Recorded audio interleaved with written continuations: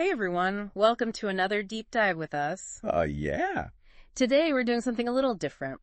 We're going to be talking about a philosopher, but not really about his philosophy exactly. Right. It's Slavoj Žižek. Oh, okay. And we're going to be talking about his musical tastes. His musical taste. Yeah, so you sent over this article, My Favorite Classics. Yeah. And I gotta say, I was really surprised. Oh, yeah. I thought it was going to be, like a list of his, top 10 favorite composers or something. Mm-hmm.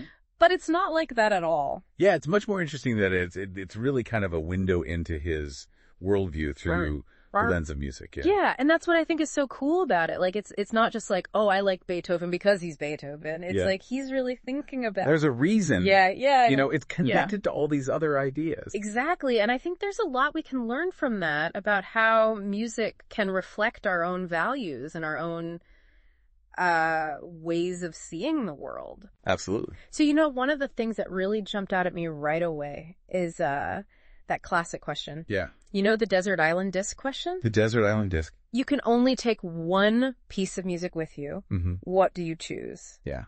And I was expecting... And what does he say? Well, he picks Schoenberg's Gurre-Lieder. Gurre-Lieder. Which is this massive piece. It's huge. It requires hundreds of musicians. Like literally a small army to perform. Yeah. So not exactly practical for a deserted island. Not exactly. Right. Right. So I was a little confused at first, like, why would he choose this? Right. Yeah. Especially because he's written elsewhere about how much he loves the intimacy of chamber music. Yeah. It's almost like he's... So it seems kind of contradictory. Yeah, playing with us a little bit, like... Right. Like, he's aware of the irony of this choice. Yeah. But then he throws in this quote from Schoenberg himself, saying, orchestras exist so that Americans get it. Yeah. Which is just so classic Žižek, this kind of provocative, playful, almost like poking fun at the American obsession with spectacle. Exactly. So you have to wonder what's going on there. Yeah, is there like a deeper layer to this choice? Well, I think there is. Okay. And to make it even more interesting, he quotes conductor Simon Rattle, who described Gurre-Lieder as chamber music for orchestra and chorus. Oh, wow.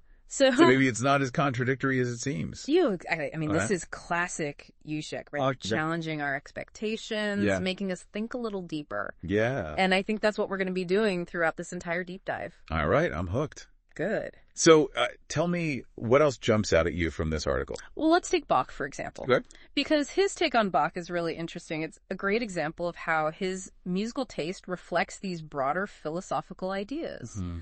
Now, most people would expect Žižek to, gush over the passions. But he's actually much more interested in the solo violin sonatas. Really? Yeah, which is kind of surprising. So what is it about the sonatas that speaks to him? Well, he specifically talks about the second movement fugue of the sonata for solo violin. Okay. And this is a really complex piece. But essentially you have one violin line that implies a whole polyphonic structure, all these other voices that are musically present. Right. Even though you're only hearing one instrument. Oh, wow. It's like the music is hinting at this larger, unseen world. So it's like he finds meaning in what's not explicitly there. Exactly. He even argues against transcriptions of this piece for other instruments. Oh, yeah. Yeah, he says, hearing it all spelled out fills in a void that's essential to the arc. Oh. So again, it's this idea that what's not there is just as important as what is there. Yeah. And, this connects to a core element of Žižek's thinking, right, which is this power of the unspoken, the unseen forces that shape our reality. It's like one of those optical illusions where you see one image, right, but then you realize there's a hidden image within it. Yeah. Like those drawings where it's like a vase, but then it's also like two faces looking at each other. Exactly. Yeah. So it's like he's saying, pay attention to what's not being said. Yeah. What's hidden beneath the surface. It's like those times when you're having a conversation with someone, right, and you can sense that there's something unspoken, and that unspoken thing is actually the most important part. Yeah. And that applies to so much more than just music. Right. It's about being attuned to these subtle cues and hidden structures that shape our experiences in all aspects of life. Wow, my mind is already blown. Good. All right, so what else does he unpack in this article? Well, his take on Mozart is equally fascinating. Okay. He loves the string quintets and the opera Così fan tutte, Mm-hmm. particularly a modern production by Peter Sellers that's set on a U.S. naval base. Okay. But here's the twist. Žižek argues that the truly passionate characters in this opera Yeah. are not the young lovers, Mm-hmm. but the older philosopher Okay. and the maid who are manipulating them. Okay. That's unexpected. Yeah, it's kind of a subversion of our expectations. Right. But how does he connect this to a bigger idea? Yeah. Well, he uses this interpretation to talk about the difference between cynicism and irony. Okay. The cynic pretends to believe, while the ironist secretly believes in what they mock. So you might say you're not into something, Right. but deep down. Your actions betray your true feeling. Exactly. And Žižek suggests that this applies to all of us, Yeah. especially in our modern age. Right. We might think we're all ironic and detached, Mm-hmm. but our actions often reveal deeper beliefs than we realize. I like that. Yeah, those guilty pleasures we try to hide say more about us than we think. Exactly. Yeah. Okay, that's a really interesting point. Yeah. All right, so we've got Bach, we've got Mozart, who's next on our musical journey through Žižek's mind. We'll get ready for some strong opinions, Yeah. because Beethoven is up next. Oh, I'm all ears. And be prepared for a curveball, because he actually finds the late string quartets, Okay. which are often considered to be these masterpieces, to be overrated. Really? Yeah. He criticizes what he calls Beethoven's kitsch tendencies. Kitsch. Yeah, kitsch. So, like, overly sentimental? Yeah, overly sentimental, exaggerated. Okay. He points to that repetitive motif in the violin concerto Mm-hmm. and the dramatic bombast of the Leonore III overture. Okay. And he contrasts this with Mozart's restraint in the Magic Flute overture. So it's not that he dislikes Beethoven entirely. No, not at all. Okay. He's just looking for something More nuance. more nuanced, yeah, less over the top. Yeah. Yeah, less in your face. Exactly. Yeah. And this ties back to his appreciation for the unspoken, for the subtle. Yeah. He actually admires the concise Fidelio overture Mm-hmm. and the lesser-known Leonore I overture. So it's about finding beauty in restraint, in what's not explicitly stated. So it's about the way the emotion is expressed, Yeah. not necessarily the emotion itself. Exactly. And it's not just about music. Right. It's about finding meaning in those quiet moments, the Yeah. subtle gestures, the things that are often overlooked. I like that. Yeah. Okay. I'm really starting to see how Žižek's musical tastes reflect his way of looking at the world. Yeah. It's really fascinating. So tell me, where does Wagner fit into all this? Wagner. Wagner, yeah. Wagner is actually Žižek's biggest love, as he puts it. Really? Yeah. He even dreams of staging Tristan and Isolde, or Parsifal. Oh, wow. And his vision for Parsifal in particular is pretty wild. All right, I'm intrigued. Tell me more. He imagines it set in a modern city, Okay. with Klingsor as a pimp, Okay. the Grail Knights as a drug gang, Oh, wow. and Parsifal resisting country seduction. Okay. It's definitely a far cry from the traditional setting. That's a radical reimagining. It is, yeah. So beyond the shock value? Right. What's the point he's trying to make with this? He argues that Wagner took what was kitschy excess in Beethoven Right. and gave it a true artistic form. Oh, okay. So, for example, Das Rheingold, the first opera in the Ring Cycle, Mm-hmm. is this pure music drama Okay. that kind of lays the foundation for the more operatic elements that come later. So he's saying that Wagner, refined Beethoven's style in a way. Yeah, gave it more depth, Gave it more depth. more complexity. Yeah. Okay. And that's a key theme that we see throughout Žižek's musical preferences. Yeah. He's looking for works that challenge our expectations, Yeah. that make us think differently, Mhm. that reveal these hidden depths and layers of meaning. This is so insightful. Yeah. All right, I'm ready for more. Who's next on our list of composers? Well, let's move on to Schubert and Schumann, Okay. two composers who are often seen as, romantic, but who for Žižek represent something much more profound. Okay. I'm all ears. Tell me everything. All right. Well, with Schubert, Žižek highlights the Piano Sonata number 18, and he also emphasizes the importance of listening to the entire song cycle, Winterize, in one sitting, Oh, okay. rather than just picking out popular hits. He's really big on experiencing the whole work, isn't he? I'm sensing a pattern here. You're catching on. Yeah. He even shares this anecdote about Hans Hodder's 1942 recording of Winterize, Okay.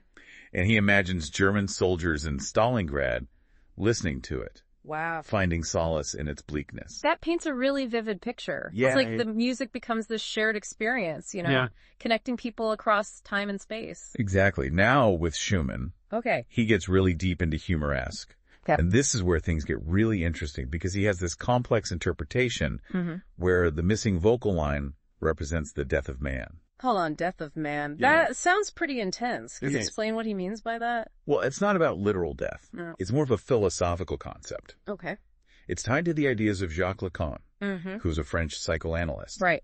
And Lacan argued that what defines us as human isn't some kind of essential self, Okay. but rather the gap, the void created by language and social structures. Okay. So we're constantly trying to fill that void, Right. but it's always there shaping who we are. Okay, I'm following so far. Okay, good. But how does that relate to the missing vocal line in humoresque? Well, Žižek sees that absent melody as representing this void, Okay. this lack that defines the human subject. So it's like by not explicitly stating something, Right. the music actually draws attention to its absence. Yeah. And makes us think about it more deeply. Exactly. And to make it even more complex, Okay. Žižek points to the inner voice in the score, Okay. which is a non-vocalized melody. Right. It's kind of like a whisper that's always there. Mm-hmm. He calls it crossed out being. Crossed out being. Okay, you have to break that one down for me too. All right, think of it like this. Okay. You write something down, Yeah. but then you cross it out. Uh-huh. The words are still there, Right. but they're also absent. Right. So it's this paradoxical state of being and non-being. Mm-hmm. And that's what Žižek sees in Schumann's music. I see. Yeah. Wow. This is getting pretty deep. I can see why he loves this piece. Yeah. And it gets even more complex. Okay. He connects humoresque to Schumann's concerto without orchestra, Okay. which is basically variations on a theme that's never actually stated. So it's like a musical puzzle. Yeah. A game of absence and presence. Yeah. It's like he's saying the most interesting things are often the ones that aren't explicitly there. Right. And this goes beyond music. Okay. Think about how much meaning we find in the silences between words, Yeah. the pauses in a conversation. Or the things that are left unsaid in a relationship. Exactly. Yeah. It's all about those gaps, those absences Right. that shape our understanding of the world. Okay. I need a moment to process all of that. Take your time. But before we move on, Yeah. what about those absent melodies he mentions in humoresque? That sounds like it's on another level of complexity. It is. That's where things get really heady, even for Žižek. Right. But the main takeaway is that Schumann's music is a perfect example of how absence can be just as powerful, if not more so, than presence. It's like the music is a mirror reflecting our own inner void, our own search for meaning. Beautifully put. Yeah. So are you ready to move beyond the Romantic era? Absolutely. Tell me what other composers does Žižek gravitate towards? Well, he doesn't completely dismiss Verdi. Okay. He admires some of his middle period operas like Don Carlos. Okay. He's particularly drawn to the confrontation between the king and the Grand Inquisitor. Yeah. This clash of power and ideology. That sounds like a perfect fit for Žižek, It is. given his interest in political theory. It is, yeah. And then there's Mussorgsky, Okay. who he considers truly unique. Mm-hmm. Žižek loves Boris Godunov and Kovenčina, Yeah. where the chorus plays this really powerful role. Oh, I love those operas. Yeah. The choral writing is so incredible. It is. And for Žižek, it's more than just beautiful music. Right. He sees it as a representation of the people, Okay. as this chaotic, unpredictable force Yeah. that can't be controlled. Right. So no matter how much individuals try to impose their will, there's this underlying reality of collective power that they can't escape. Wow, that's a powerful insight. It's like he's saying, we can't ignore the collective will, Right. the power of the people. Exactly. And in Kovenčina, Yeah. it culminates in this incredibly dramatic scene of mass suicide Wow. as the only way out of this seemingly impossible situation. It's like a musical representation of the idea that sometimes the only way to truly resist power is through self-destruction. It's a very dark Yeah. and complex idea, Yeah. but it's something that Žižek explores throughout his work. Okay, this is fascinating, but are there any composers that he doesn't like? We'll get ready for some more surprises Okay. because he's not a fan of Mahler Oh, wow. or Richard Strauss. Really? Yeah, he actually prefers Sibelius's Fourth Symphony. That's unexpected. It is, and he's got some guilty pleasures too, Oh, okay, like what? like Shostakovich, Okay. Prokofiev, Okay. even Rossini's Cenerentola. Really? And Donizetti's Elixir d'Amour. Wait, Elixir d'Amour. Yeah. A lighthearted opera about a love potion. Yes, he sees that love potion as a perfect example of the Lacanian objet petit. Okay, you're going to have to explain that one. What's the objet petit? All right, it's a French term. Okay. That basically means the little object cause of desire. Okay. It's that thing we're always chasing. Right. That object that we think will complete us. Yeah. That it always remains just out of reach. So like the unattainable object of affection. Exactly. And there's this great passage in Elixir d'Amour that he highlights. Okay. It's a trio with a chorus involving Adina Nemorino and Belcourt. And Nemorino begs Adina to postpone her marriage. Oh. But Belcourt tells him to basically fuck off. Ouch! Yeah. But what's amazing is how Donizetti uses music to subvert this aggression. Okay. So the phrase "Va via buffonati ascondi a me," which basically means "go away, fool," right, starts out really harsh. Yeah. But then becomes the backdrop for this beautiful, melancholic love duet. Wow, so the rejected plea is transformed into something beautiful. Exactly. It's like a musical version of this philosophical concept called Aufhebung. Okay. Which is basically the process of negating something, but also preserving and elevating it at the same time. I see. Yeah. That's amazing. It's like saying, even in rejection, right, there can be beauty and transformation. Precisely. And that's what makes Donizetti's music so interesting for Žižek. Yeah. It's light and fun on the surface. Right. But there are these deeper layers of meaning waiting to be discovered. Okay, my mind is officially blown. So we've talked about Bach, Mozart, Beethoven, Wagner, Schubert, Schumann, Verdi, Mussorgsky, Sibelius, Shostakovich, Prokofiev, Rossini, and Donizetti. Is there anyone else on Žižek's musical playlist? There are a few more key figures we need to cover. Okay. Including one who might surprise you. All right. You ready to dive back in? You bet, lead the way. You bet, lead the way. All right, so let's talk about Ravel. Okay. Žižek really digs his chamber music, but he's not a fan of the popular hits like Bolero. Interesting. What's the distinction he's making there? He sees a connection between Ravel's chamber music and the piano compositions of Erik Satie. Okay. Now, this might seem like an odd pairing at first. Yeah. But it makes sense when you consider Žižek's interest in the background. Right. The unspoken. Okay. I'm intrigued. Tell me more. Well, Satie is known for his minimalist, ambient-sounding furniture music. You know, the kind of music that's meant to blend into the background, almost like it's part of the furniture. Right. But here's the twist. Satie was actually a member of the French Communist Party in the 1920s. Wait, seriously, the furniture music guy was a communist? Yep. And Žižek uses this to illustrate his idea of hearing the background as a musical analogy for egalitarian communism. Okay. So instead of focusing on the heroic melody, which is like the individual, right, you pay attention to the underlying structure, the foundation that makes it all possible. So it's about recognizing the importance of the collective, right, the unsung heroes who often go unnoticed. Precisely. And this brings us back to Žižek's starting point. Okay.